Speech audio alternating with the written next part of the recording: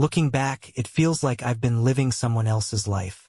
A picture-perfect marriage to Laura, 10 years strong, and two amazing kids, Emily, 9, and Jack, 7. On the surface, we had it all: family vacations, soccer games, Sunday pancake breakfasts. I thought we were a team. One memory still haunts me. A Christmas trip to Vermont 2 years ago. We rented a cozy cabin in the mountains. Just the four of us. The kids were thrilled, making snow angels and roasting marshmallows by the fire. Laura and I even had a rare, quiet moment together after they fell asleep, drinking hot cocoa under a blanket. She laughed at one of my dumb jokes, and I remember thinking, this is it. This is the life I always dreamed of. But now that memory feels tainted. It's like everything that made it special was a lie. In hindsight, there were signs even back then. Her distracted looks, her reluctance to plan anything beyond the bare minimum, the way her phone seemed to take priority over us at times. I didn't notice them then, or maybe I didn't want to. At that point, I would have sworn Laura was my partner, my anchor. But the cracks started to show a few months ago, and now I can't unsee them. What I thought was just the stress of parenting or work was something far more sinister. This is the story of how I discovered my wife's affair, how it shattered the life I thought we'd built together, and how I fought to come out the other side with my dignity and my kids. It's not just about betrayal. It's about what you do when the person you trusted most in the world rips the rug out from under you. Started small, so small that I almost didn't notice. Laura would take her phone with her everywhere, even into the bathroom. She'd laugh at texts and say, "Oh, it's just work stuff." That didn't feel right, but I brushed it off. She worked in marketing, and sometimes her team would joke around in group chats. Then she started canceling family dinners. At first, it was because she had late meetings or needed to catch up on emails. But after a while, her absences felt deliberate. Even when she was home, she wasn't really there. She'd sit on the couch scrolling her phone while the kids and I watched movies. When I asked her to join us, she'd wave me off with some vague excuse about needing me time. The kids noticed too. Emily asked me once, "Why doesn't Mommy come to dinner anymore?"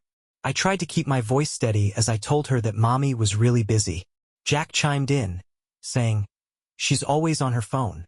Maybe she's playing games." I forced a laugh, but inside, something twisted in my gut. The turning point came during our annual fall picnic. It's a tradition we've kept since Emily was a baby. We go to the same park, pack sandwiches and hot chocolate, and take a family photo by the big oak tree. This year, Laura was on edge the whole time. She kept checking her phone, barely looking up as the kids ran around. At one point, Emily tripped and scraped her knee. I rushed over to comfort her, and when I looked back at Laura, she was staring at her phone, not even noticing. I said something about it later, and she snapped, "You're always nitpicking. Can't I have a moment to myself?" That was the first time I wondered if something was seriously wrong. The Laura I married would have been right there with Emily, soothing her and making jokes to cheer her up. But this Laura? She felt like a stranger. I told myself it was just a phase. Maybe she was stressed or feeling overwhelmed. But deep down, I knew there was more to it than that.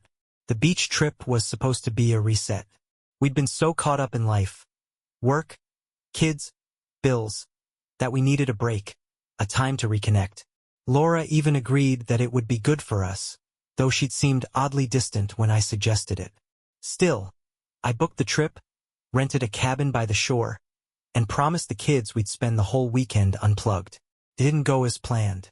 The moment we arrived, Laura's energy felt off. She was quieter than usual, her smile forced.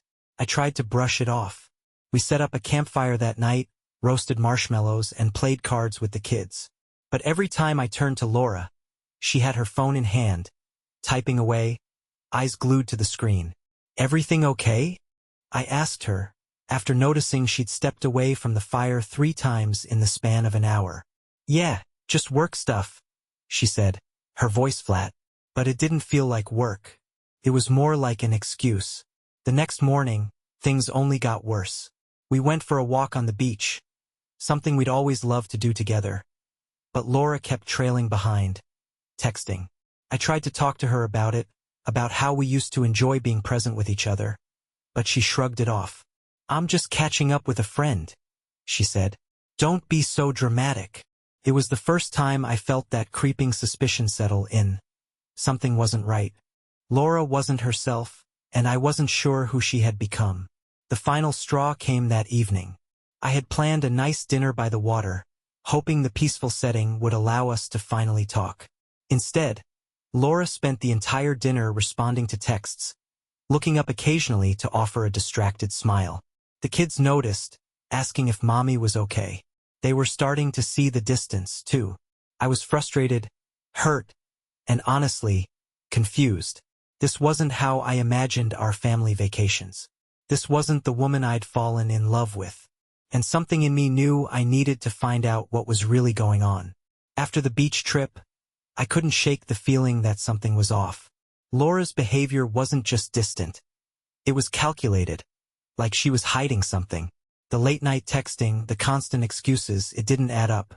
One night, after putting the kids to bed, I noticed her phone buzzing on the kitchen counter.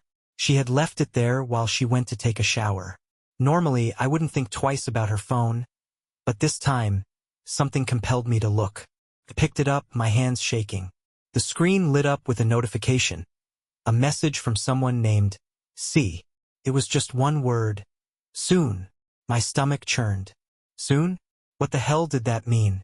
My first instinct was to open the conversation, but I stopped myself.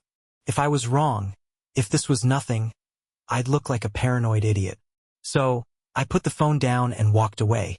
But that night I couldn't sleep. That single message played over and over in my mind. Who was C? And why was Laura so secretive about it? The next morning, I noticed another odd detail. A charge on our shared credit card for an expensive dinner at a restaurant we'd never been to. When I asked Laura about it, she brushed it off. "Oh, that? It was a client meeting. I forgot to tell you," she said casually, not even looking up from her laptop. Her response didn't sit right with me. Laura's company usually reimbursed those expenses, but the charge was still on our card weeks later. It was like she wasn't even trying to hide the cracks in her story. I decided to watch her more closely. Over the next few days, I noticed her pulling away even more, canceling plans with the kids, leaving the room to take phone calls and staying up late, glued to her phone. And then it happened. One night, after she thought I was asleep, I caught her sneaking into the living room. I followed quietly, watching as she sat on the couch, her face illuminated by her phone. She was smiling, a smile I hadn't seen in months. I didn't confront her. Not yet. I needed more than gut feelings and a single cryptic text. But I knew, deep down, that I wasn't imagining this. Something or someone was pulling Laura away from me and our family. The tipping point came late one Friday night. Laura had fallen asleep on the couch, her phone clutched loosely in her hand. I stood there for a long moment, torn between guilt and a burning need for answers. Eventually, I took the phone and unlocked it using the passcode I'd memorized years ago. What I found shook me to my core. There, in her messages, was a conversation with someone saved as Chris. It wasn't just casual talk. It was intimate, flirty, and unmistakably romantic. Scrolling further, I found a string of messages from earlier that week. "I can't wait to see you again. You looked so good at lunch today. I wish we didn't have to hide." The pit in my stomach grew heavier with every word. My hands trembled as I read through the exchanges, piecing together a timeline that confirmed my worst fears. She wasn't just talking to him. She was meeting him. One message stood out above the rest. It was a photo. Not explicit, but personal enough to make my blood boil. Laura, smiling, wearing a dress I'd bought her for our anniversary. A dress she'd told me she was wearing to a work dinner. I stared at the screen, my mind racing. It was all there, the late nights, the suspicious charges, the secretive behavior. All of it pointed to Chris. I could have woken her up right then and confronted her. My anger was bubbling just beneath the surface, begging to be unleashed. But something held me back. This wasn't just about me. Emily and Jack were sleeping upstairs, blissfully unaware that their family was hanging by a thread. Instead, I took screenshots of everything, the messages, the photos, the timestamps. I emailed them to myself and put her phone back where I found it. When I finally lay down in bed, my mind was a whirlwind of emotions. Betrayal, heartbreak, and fury. The woman I had built my life with was living a double life, and now I had the proof. The next step would be harder, figuring out what to do with it. The next morning, I decided I couldn't let this fester any longer. I woke up before Laura and made coffee, sitting at the kitchen table as the sun rose. The screenshots I'd emailed to myself felt like a weight in my pocket, pulling at me every second. When Laura finally walked in, looking refreshed and oblivious, I couldn't contain myself. I kept my voice steady, though every word burned as it left my lips. "We need to talk," I said. She froze for a split second, then recovered, offering me a forced smile. "About what?" I pulled out my phone and placed it on the table, the open screenshots glaring back at her. "About this." Her face drained of color as she stared at the evidence. For a moment, she didn't say anything, just blinked, her mouth opening and closing like she couldn't decide which excuse to use. That's nothing," she stammered finally. "It's just work stuff. You're misunderstanding." I cut her off, my voice sharper now. Don't insult me by pretending I don't know what this is." I read the messages, Laura. All of them. I know about Chris. Her eyes narrowed, and I could see the gears turning in her head. "You went through my phone? That's such a violation of privacy. Ethan, how dare you? How dare I?" I interrupted, my voice rising. "How dare you, Laura? You're the one sneaking around behind my back, lying to me, to our kids. Don't you dare make me the bad guy here." She crossed her arms, her defensive walls going up. "Fine," she said coldly. "Yes, I've been talking to Chris, but it's not what you think. We're just friends." I laughed bitterly. Friends? Friends don't send each other photos like that. Friends don't talk about sneaking around. Stop lying to me. She stayed silent for a long moment, her jaw tight. Then she muttered, "It's not like you've been perfect, either. You're always working, always distracted. Maybe if you paid more attention to me, I wouldn't have needed someone else to talk to." That cut deep, but I wasn't about to let her shift the blame. "Don't," I said, my voice low and steady. "Don't try to make this about me. I've been here. I've been trying. You're the one who checked out." She didn't respond. Instead, she grabbed her phone and stormed out of the kitchen, slamming the door to our bedroom behind her. I sat there for a long time, staring at the empty table. Part of me had hoped she'd at least show some remorse, but all I got was deflection and denial. At that moment, I realized this wasn't just a betrayal. It was a battle, and it was far from over. After that confrontation, the atmosphere in the house shifted dramatically. Laura stopped pretending. She didn't deny her affair anymore, but she also didn't admit to the full extent of it. Instead, she avoided me altogether. She started spending more nights working late, coming home long after the kids were in bed. When she was home, she acted like I wasn't there, barely acknowledging me beyond curt, one-word answers. The silence was suffocating. The kids noticed too. Emily asked me one night, "Is Mommy mad at you?" Her big, innocent eyes searched mine for answers, and it broke my heart.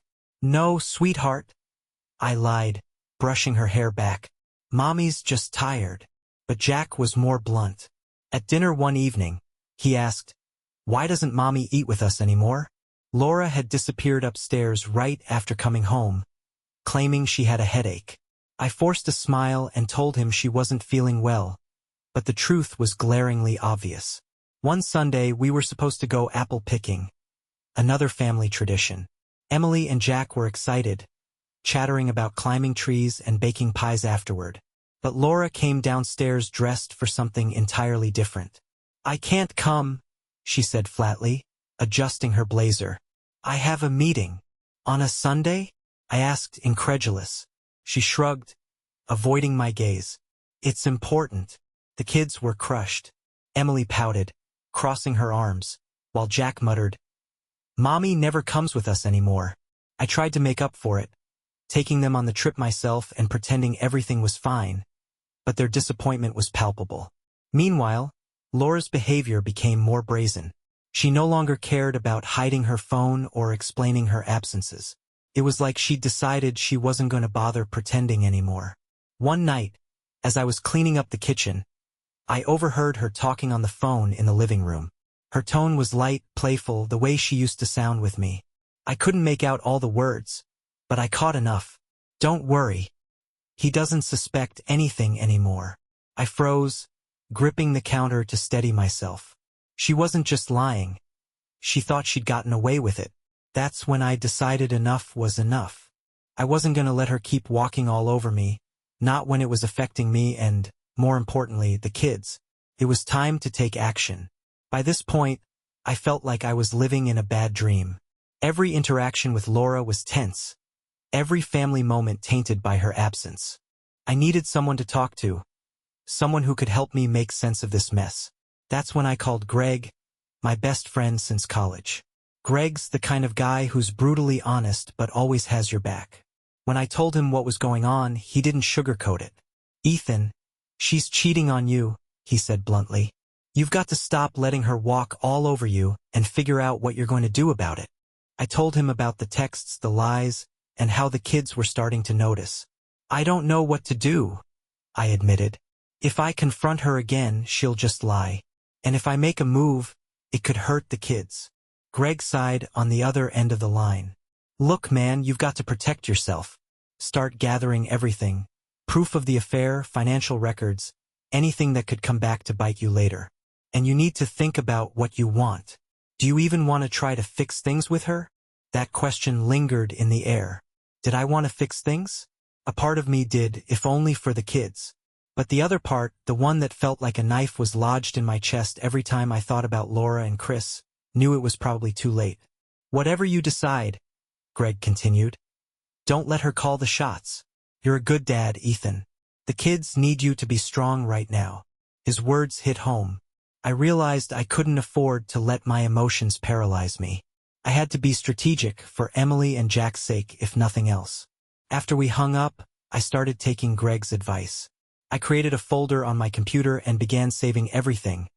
Screenshots of texts, credit card statements, emails. I didn't know exactly what I'd do with it yet, but I knew I needed to be prepared. For the first time in weeks, I felt like I had a sliver of control. I didn't have all the answers, but I had a plan. And that was enough to keep me moving forward. It didn't take long for me to piece together who Chris really was. At first, he was just a name in Laura's messages, a faceless threat I couldn't quite grasp. But the more I dug, the clearer the picture became.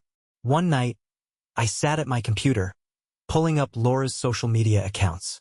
She wasn't overly active, but I noticed a few posts from work events, a holiday party, a charity auction, and a photo captioned, "Team dinner with the best crew."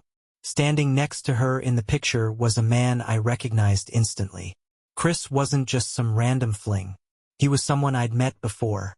I remembered him from a summer barbecue Laura's company hosted.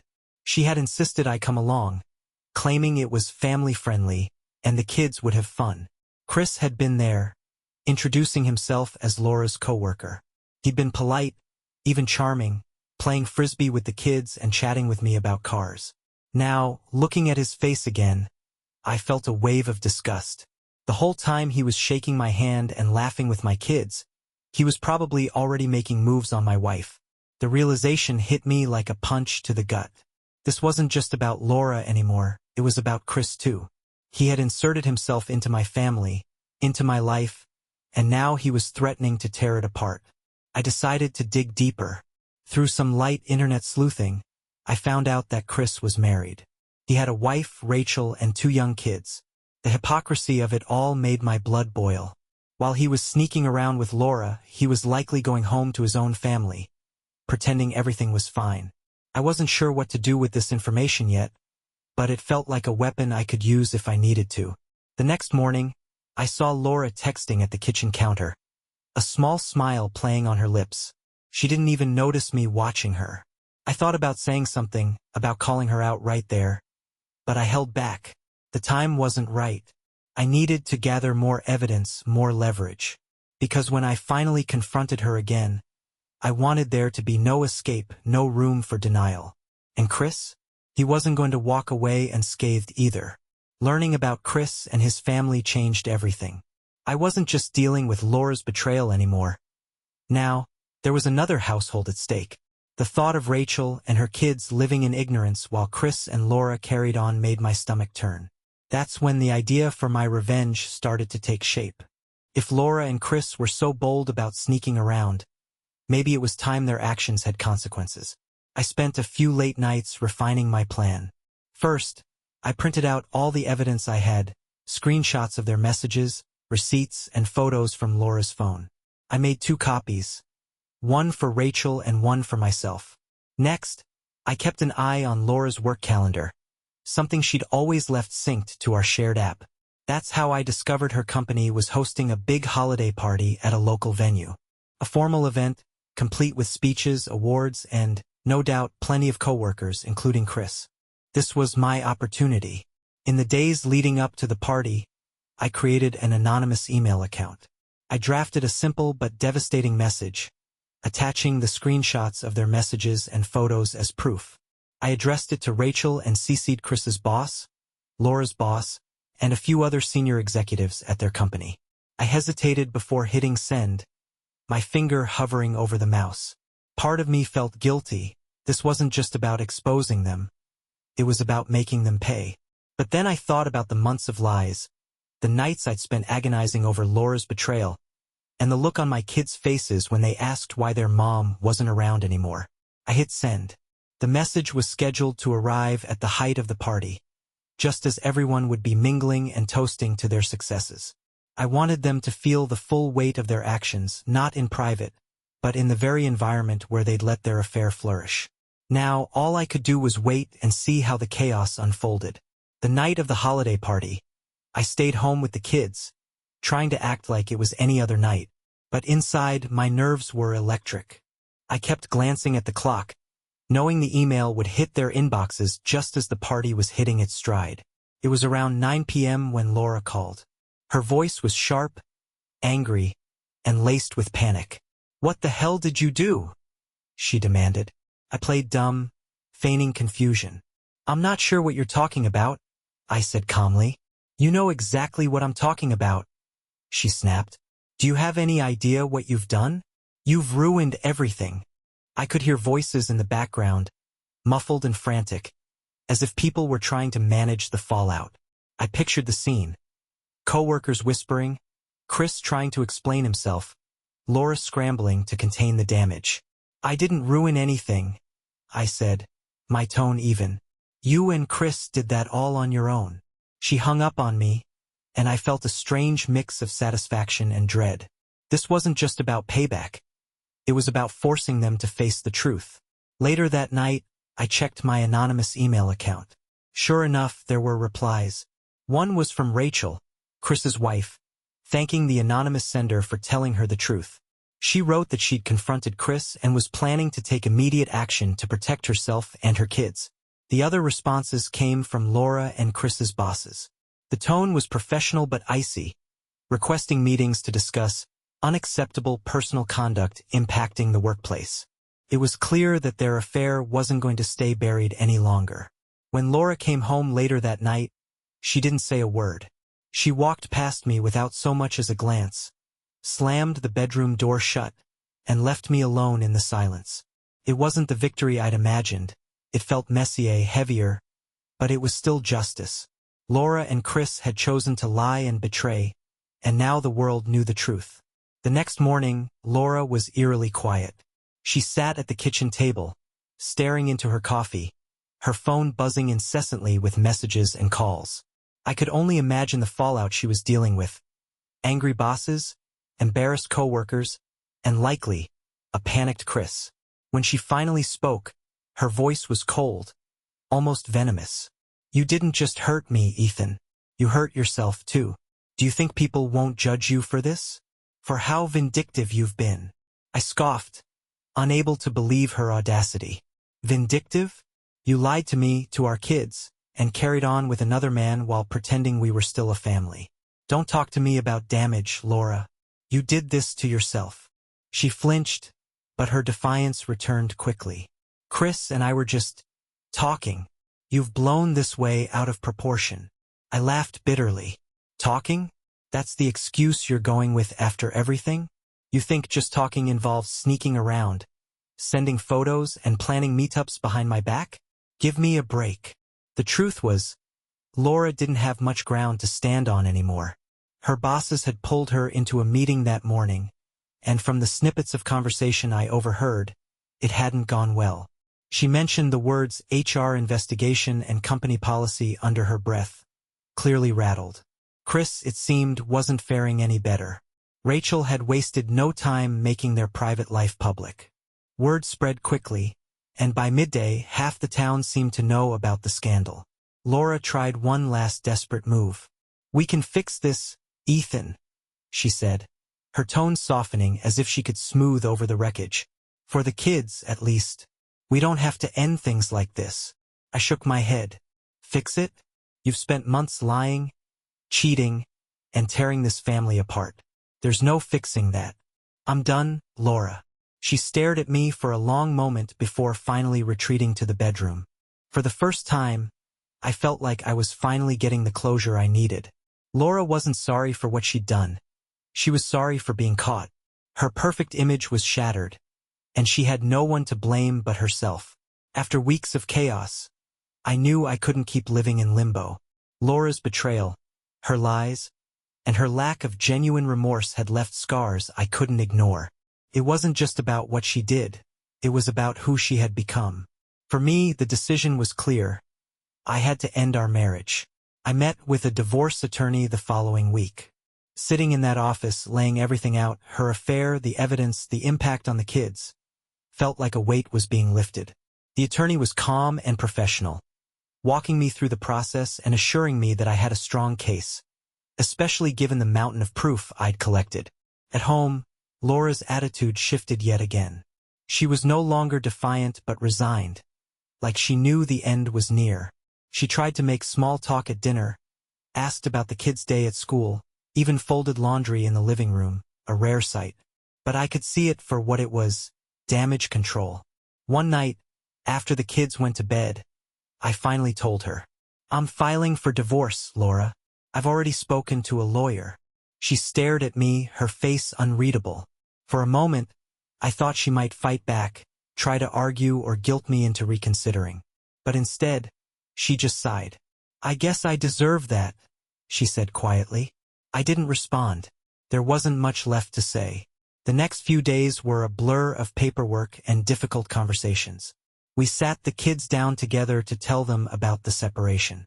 Emily cried, asking if it was her fault, while Jack just looked confused and hurt.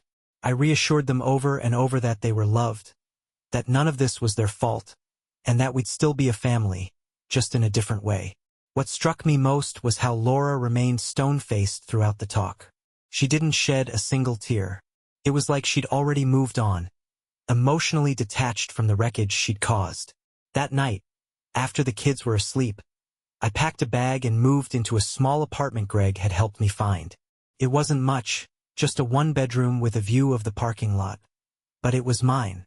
For the first time in months, I felt like I could breathe again. Moving into my new apartment marked the beginning of a new chapter. It wasn't easy. Nothing about the fallout from Laura's affair was. But I finally felt like I was taking control of my life again. The divorce process was messy as I expected. Laura fought for a larger share of the assets, arguing that she had contributed equally to our life together. My attorney didn't back down, pointing out her infidelity and the undeniable proof I had gathered. Eventually, we settled on an arrangement that was fair to both of us, though it was clear Laura wasn't happy about it. Co-parenting became the next hurdle. We agreed to split custody of Emily and Jack, with them spending weekdays with me and weekends with her. It wasn't ideal, but I knew it was important for them to have both parents in their lives. Still, the transition was tough on them. Emily was the most vocal about her feelings, often asking why things couldn't go back to the way they were. I didn't have the heart to tell her the full truth, so I stuck to a gentler version. Sometimes grown-ups make mistakes, and it's hard to fix them, Jack, on the other hand, became quieter, more withdrawn. I made it my mission to give him extra attention, hoping to reassure him that he wasn't losing his family entirely. Meanwhile, Laura faced the consequences of her choices in more ways than one. Chris's wife, Rachel, had filed for divorce as well, and rumors swirled about Chris being let go from his job after the HR investigation concluded. Laura managed to keep her position, but her reputation at work was in tatters. She tried to maintain some semblance of normalcy during her weekends with the kids, but Emily and Jack started noticing the cracks. "Mommy seems sad," Emily told me one evening after coming back from Laura's place. "She doesn't smile as much anymore." I felt a pang of sympathy but quickly reminded myself that this was the bed Laura had made. As for me, I focused on rebuilding. Greg and a few close friends became my lifeline, helping me furnish the apartment and encouraging me to get back into hobbies I'd abandoned over the years. Slowly but surely, I started to feel like myself again. I knew I still had a long road ahead, but for the first time, it felt like I was heading in the right direction. Months have passed since I made the decision to end my marriage, and while life still feels like a patchwork of broken pieces, I've come to realize something important. Those pieces can form something new, something stronger. The betrayal still stings, but it doesn't define me anymore. I've learned to stop asking, "Why did she do this?" and start asking, "What can I do to heal?" For me, that healing has come through focusing on Emily and Jack, being present for them in ways I wasn't always able to before. I see glimpses of resilience in the kids too. Emily has started writing in a journal, something she says helps her sort through her feelings. Jack has found solace in building Lego cities, often asking me to join him. Together, we're finding our new rhythm, even if it's a little offbeat. As for Laura, we keep things civil for the kids. Our conversations are strictly about schedules and logistics, but I can tell she's struggling in her own way. I don't wish her ill, but I also don't have it in me to care much about her happiness anymore. That's her responsibility now. If there's one thing I've learned from all this, it's that self-respect isn't negotiable. Letting someone treat you like a doormat, excusing lies, and accepting half-truths, it chips away at who you are. Walking away from Laura wasn't just about ending a marriage. It was about reclaiming myself. To anyone reading this who's dealing with betrayal, my advice is this: trust your instincts.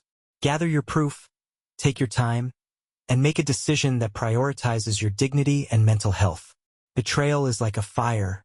It'll destroy everything if you let it, but if you control it, it can clear the way for something new to grow. I'm not there yet, but I'm getting closer every day. For now, I'm focused on my kids, my own happiness, and building a life that feels genuine. One where I don't have to second-guess everything. I may have lost Laura, but I found something better. A version of myself that refuses to settle for anything less than honesty and respect.